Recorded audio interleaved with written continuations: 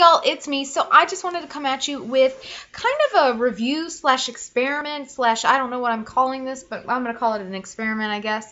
But I recently bought the Highflow, Golden Highflow acrylic marker set from Michaels. You can get it on Dick Blick. You can get it in several different places. I happen to have a coupon, and I took a shot. I knew Golden was a good brand, and I'm impressed. I'm buying more, needless to say. And I've been in the process of doing some research since I found it, and I'm like playing and want to see how I can use it and what ways it does what, you know.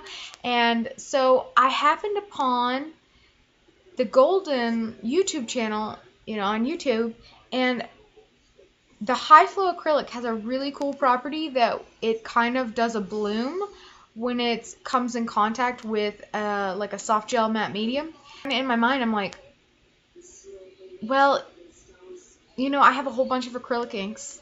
I have airbrush paints, and I have acrylic inks specifically that are for both the dip pen as well as they state they can be used for airbrush and encourage it to be used for airbrush. And so I was like, I wonder if it would have essentially the same effect.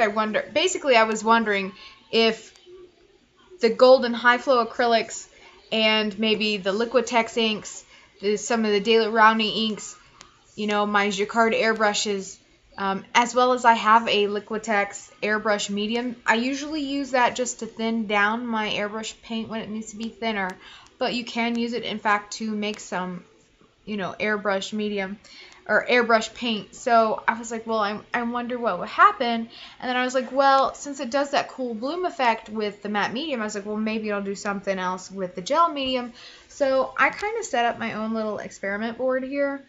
And I'm going to basically go through my results because, yes, I am a dork. So up here on this top row, we have the matte medium. And I will tell you, I just used the cheap Blick acrylic, Blick brand matte medium, soft matte medium they have. I don't think they call it a soft matte medium, but it's a matte medium. It's a nice soft one. And then on the bottom, I used the Blick gel medium. So in the top column here, I did golden. So I did golden, and this is the indigo color. It looks black, but it really is indigo. As you can see, that is a really awesome bloom. I mean, that's just amazing. I am so impressed with that. And so I was like, oh, okay, cool. I need to see how this does with gel medium. Maybe it'll do something cool with that. Well, it does actually spread a little bit, but not really, nothing to write home about. But I did kind of discover that with a couple of the other inks, there were some different interesting things that happened. So this is the Daler-Rowney and the matte medium. Nothing real exciting, and I will tell you this is a pearl ink. And these are all acrylic-based inks or acrylic-based paints. I think the only exception may be the Jacquard. But this is the Daler-Rowney on the matte. This is the Daler-Rowney on the gel. Nothing really exciting happening here. Very pretty pearlized, but that's it. So this is Lukas. Now I buy Lukas illu-color inks from Jerry's Artorama. It's the only place I know of to get it here in the States. It is an Australian brand, and as you can tell from this matte medium, it actually does kind of this cool splitting effect almost, and there's a little bit of a halo ring. I actually really like that, and for certain things, I could see me using that and really loving it. And then when I did the drops, it actually spreads really quite a bit. It doesn't bloom like this one, but it does have a really neat kind of like spreading effect to it. So I was really impressed and thought that was just snazzy. And I tried to keep these all in the same sort of, like, that they're all some sort of shade of blue. But I couldn't get quite all the same blue. So this is the Liquitex ink and the matte medium, and as you can see, there is a little bit of a almost like a ghost shadow. I don't know what else to call it. I'm gonna call it a ghost shadow going on the matte mediums. And both of these kind of have this ghost shadow. This one actually kind of cracks here, but this one, yeah. And you can use both of these in airbrush, by the way. The Lukas one actually specifically says it's for dip pens and airbrushes. And they actually, like, when you buy it, you can buy, like, an airbrush cleaner. Or they call it a paint cleaner, but they say it's for airbrushes as well. So I just think that's interesting. But so to me, it was just kind of neat, the differences. Now, I will say with this on the gel medium, it didn't do anything really exciting, but it is a pretty color. I don't know that that really counts for anything. So this is the Jacquard paint on the matte medium, or Jacquard. This is the Jacquard Opaque Airbrush paint.